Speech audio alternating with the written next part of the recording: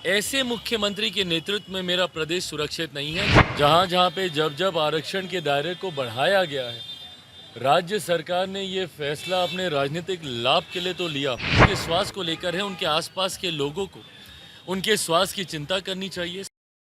Panorama group, जो सोचता है वो करता है। नहीं, बिल्कुल यहाँ पर सिर्फ अपनी शुभकामनाएं देने आया हूँ। रवि जी हमारी पार्टी के साथ मजबूती से जुड़े हुए हैं और एक के बाद एक इनकी मुहिम रही है कि अपने प्रदेश में किस तरीके से वर्ल्ड क्लास सर्विसेज को हम लोग लेकर आएँ, हॉस्पिटल के माध्यम से हो या लग्जरी सर्विसेज के माध्यम से हो।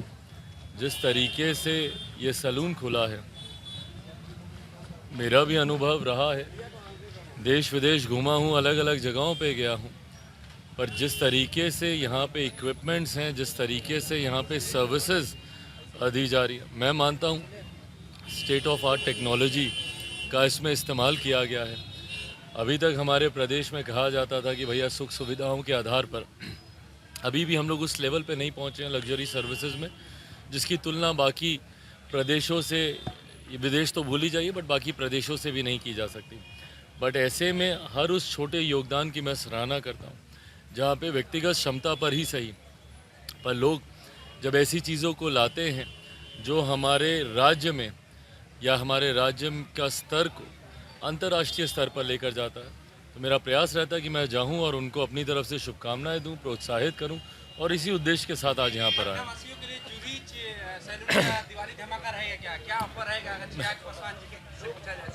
भाई शुभकामनाएं देने आया हूँ। यकीनन खूबसूरत सैलून है, लोग आएंगे, दिवाली का समय है, सजने संवरने का, तैयार होने का, खुशियाँ मनाने का समय, तो ज़रूर इसका लाभ होगा।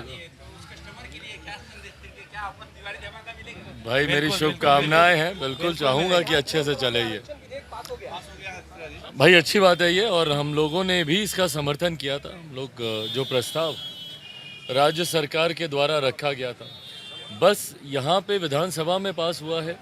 शंका बस इस बात की इतनी रहती है कि कहीं ये न्यायालय जाते जाते तक सुप्रीम कोर्ट में कहीं ये मामला किसी तरीके से ना फंसे, इसके लिए भी सरकार पूरी तरीके से मुस्तैद रही। अपेक्षा मैं इस सरकार से रखता हूँ, क्योंकि कई राज्यों में हम लोगों ने देखा जहाँ जहाँ पे जब जब आरक्षण के दायरे को बढ़ाया गया है, राज्य सरकार ने ये फैसला अपने राजनीतिक लाभ के लिए तो लिया, पर सही मायनों में उसको धरातल पर नहीं उतार पाई, क्योंकि न्यायालय में अपने पक्ष को राज्य सरकार उस मजबूती से नहीं रख पाई। हाल फिलहाल में हम लोग देख रहे हैं महाराष्ट्र में यही एक उदाहरण हम लोग को देखने को मिल रहा है। महाराष्ट्र में जिस तरीके से मराठा आरक्षण को लेकर ये विवाद छिड़ा हुआ है, उम्मीद करता हूँ कि अपने पक्ष को मजबूती से और इस कानून को मजबूती से सरकार तैयार करे, ताकि आगे इस कानून को धरातल पर उतरने में कहीं किसी तरीके की कोई कठिनाई ना आए।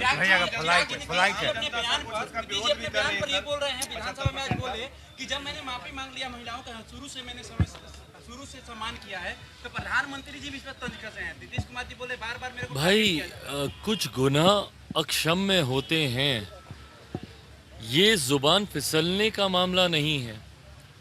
ये सोचे समझे तरीके से महिलाओं को शर्मसार करने की सोच के साथ दिया गया ये बयान है। अगर किसी की जुबान फिसलती तो आप विधानसभा के बाद आप विधान परिषद में और ज़्यादा एक्सप्लिसिट मैनर में अपने ही शब्दों को नहीं दोहराते।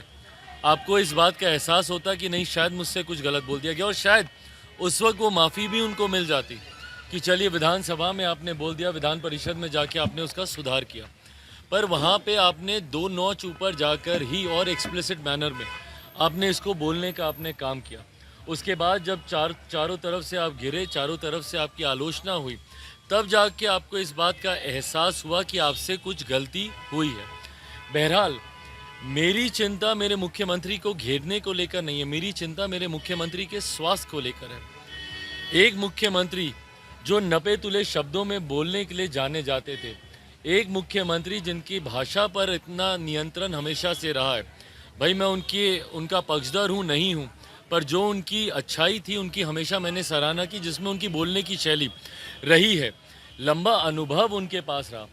आज अगर उनकी ज़ुबान फिसल रही है, और एक बार नहीं कई बार जिस तरीके से ना सिर्फ कल जिन शब्दों का उन्होंने इस्तेमाल किया, इससे पूर्व में भी जिस तरीके से अपने ही जनता दरबार में बोल रहे हैं भैया कि गृह मंत्री को लगाकर बात कराओ, अपर सचिव को बोल रहे हैं कि भाई अपर सचिव आपके साथ बैठे, उनसे भी आप बतिया लीजिएगा, तो ये दर्शा रहा है कि कहीं कुछ गलत है। इसलिए मेरी चिंता उनके स्वास्थ्य को लेकर है। उनके आसपास के लोगों को उनके स्वास्थ्य की चिंता करनी चाहिए, स्वास्थ्य लाभ दिलाना चाहिए। पर हाँ, चिंता मेरे प्रदेश के लिए भी है। ऐसे मुख्यमंत्री के नेतृत्व में मेरा प्रदेश सुरक्षित नहीं है, जिनका मानसिक परिस्थितियाँ या उनका मानसिक हालात भले किसी भी कारणवश हो, पर वो ठीक नहीं है। ऐसे में उनके नेतृत्व में मेरा प्रदेश चले, ये उचित नहीं है।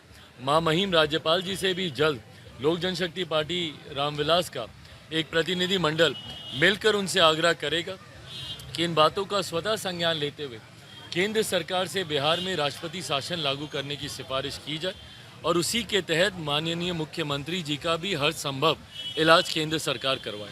पनोरमा ग्रुप, जो सोचता है वो करता है। अगर ये वीडियो पसंद आई और वह बिहार के राजनीति और बिहारियत से सरोकार रखेनी तो सब्सक्राइब बटन दबा के चैनल के सब्सक्राइब कर ली। ओजे एगो घंटी बा, ओकरा बटन दबा देला से कुल सटीक और मारक खबर रुआ मुफ्त में मिल जाई। अगर रुआ पत्रकारिता के हमनी के नया प्रयोग में सहयोग कर चाहतानी तो ज्वाइन बटन दबा दी। पेटीएम नंबर नोट कर ली 9386816700। धन्यवाद।